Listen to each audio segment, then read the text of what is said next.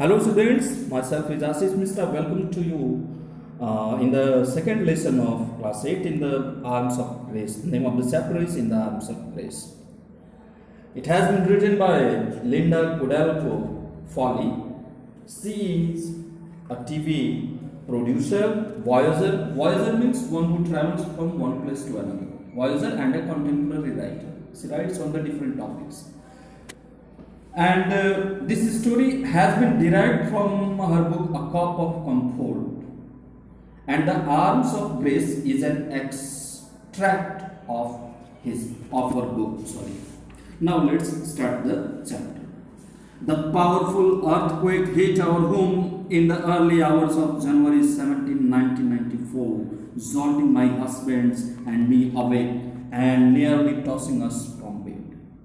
17 जनवरी 1994 को एक भयानक भूकंप ने लगभग मैं और मेरे पति, जो कि उस समय हम लोग सो रहे थे, अचानक हमें जगा दिया और हमें हमारे बिछाओं पर से उछाल करके लगभग नीचे की तरफ फेंक दिया।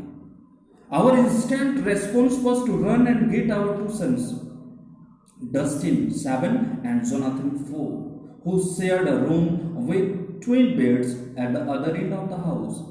और हमारा उस समय का तुरंत रेस्पॉन्स ये था, तुरंत प्रतिक्रिया ये बनती थी कि हम दौड़ते हुए अपने दोनों बेटे, डस्टिन जो कि 7 साल का था और जोनाथन जो कि 4 साल का था, वो बगल वाले कमरे में ही 2 बेड लगे हुए थे, वहीं पर सो रहे थे। उनके पास पहुंचना था और उन्हें लेकर के सुरक्षित घर से बाहर निकल जाना था। पिछले वर्ष आए भूकंप की कुछ न कुछ ताज़ा घटनाएं आपके जहन में जरूर होंगी। This task seemed nearly impossible, और यह काम बड़ा नामुमकिन लग रहा था। However, as the giant tremors repeatedly threw us to the floor of our upstairs bedroom, ऊपर की तरफ हमारे बेडरूम में भूकंप के बाद आने वाले परा भूकंपों ने हमें लगभग इस काम को नामुमकिन बना दिया था और हमें वो लगभग उठा करके फेंक रहा था। यानी भूकंप के दौरान आने वाले झटके से हम लोग गिर रहे थे।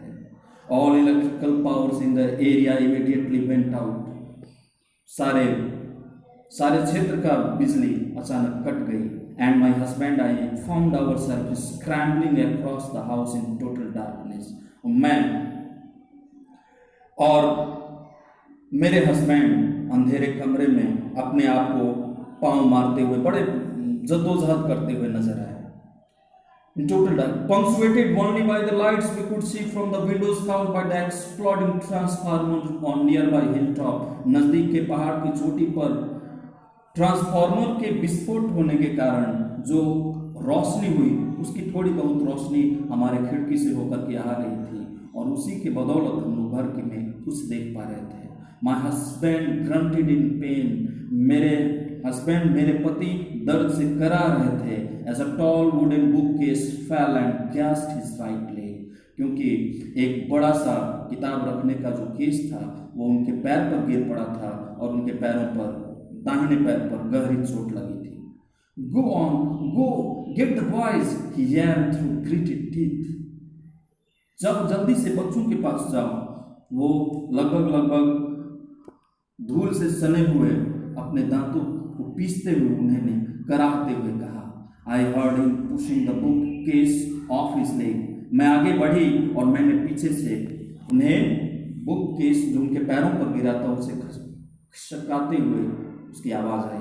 Then the deafening sounds of glass shattering throughout the house. और फिर अचानक ही घर के शीशे के फूटने की आवाज सुनाई पड़ी। And after shock knocked me to my knees before I reached the children's bedroom. इससे पहले कि मैं बच्चों के सोने के कमरे तक पहुंच पाती, एक फिर से पराकंपन ने मुझे मेरे घुटनों के बल पर नीचे गिरा दिया था। A metallic taste abruptly filled my mouth. एक बड़ा सी कड़वाहट सा स्वाद मेरे मुख में भर गया। And I realized that I had bitten my tongue. तो मैं जान पाई कि मेरी जो जीभ है वो कट चुकी है। The shaking stopped. भूकंप रुक चुकी थी। And everything became eerily quiet और भयानक सी खामोशी छाई हुई थी। As I peered into my son's shadowy bedroom, जैसे ही मैंने अपने बेटे के बेडरूम की ओर झांका, by now accustomed to the darkness, अब हमारी आंखें अंधेरे में देखने के लिए लगभग अभ्यस्त हो चुकी थी। I could make out that all 3 of their bookcases has toppled into the center of the room। मैं ये देख सकती थी कि उसके कमरे में रखे हुए 3 जो किताब की अलमारियां थी वो ठीक कमरे के बीचों बीच गिरी हुई थी। Having narrowly missed their beds, और उनका जो बेड था, बिछावन था, वो बड़ी ही मुश्किल से बच पाया था। My older son's bed was closer to the door। मेरे बड़े बेटे का जो बिछावन था ठीक दरवाजे से सटा हुआ था। So I reached him first after crawling over the debris। मलबों के पार करती हुई मैं सबसे पहले अपने बड़े बेटे के पास पहुंची। Dustin was shaking with fear। Dustin डर से कांप रहा था, थरथरा रहा था। But he was huddled safely beneath the cover। और उसे जल्द ही हम लोगों ने भीड़ बिछाने से, चादर से ढक करके उसे सेफली, सुरक्षित रूप से, सलामत रूप से कवर कर दिया। It's an earthquake, I said quietly. मैंने धीमे से कहा, यह एक भूकंप है। Stay under the cover. इस कवर के अंदर में तब तक रहो until I get Jonathan, जब तक कि मैं जोनाथन को लेकर के आती। And then we will all go downstairs together. उसके बाद फिर हम लोग एक साथ नीचे की तरफ जाएंगे।